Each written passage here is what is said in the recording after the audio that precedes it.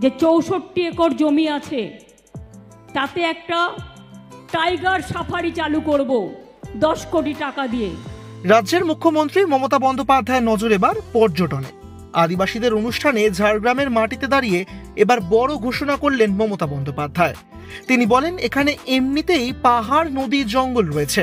ধর্মীয় স্থান মিলিয়ে পর্যটনের বিপুল সুযোগ রয়েছে পশ্চিমের জেলাগুলোতে।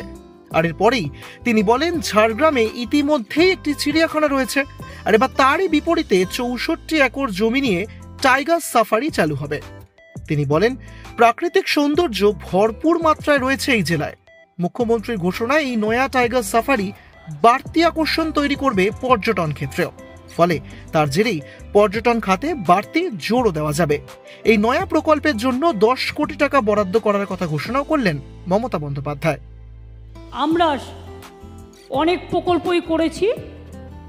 আপনারা জানেন, ঝাড়গ্রাম আগে মানুষ আসতেন স্বাস্থ্য উদ্ধারের জন্য। ঝাড়গ্রাম জেলা, বাঁকুড়া জেলা, পুরুলিয়া জেলা জঙ্গলমহল টোটালটাই বীরভূমেরও কিছুটা পার্ট। এখানে ট্যুরিজম থেকে শুরু করে, ধর্মীয় সার্কিট থেকে শুরু করে, পাহাড়, নদী, জঙ্গল, রূপসী বাংলার রূপ দেখা যায়। আপনাদের এখানে একটা ছোট্ট চিড়িয়াখানা আছে, তাই তো?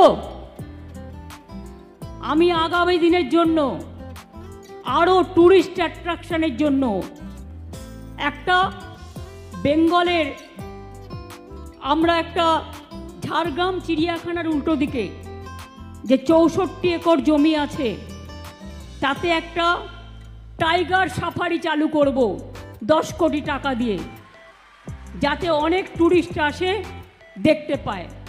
আমাদের উত্তরবঙ্গের শিলিগুড়িতে আমরা করেছি এবং আমরা সেইটাই এখানেও আমরা করে দিচ্ছি।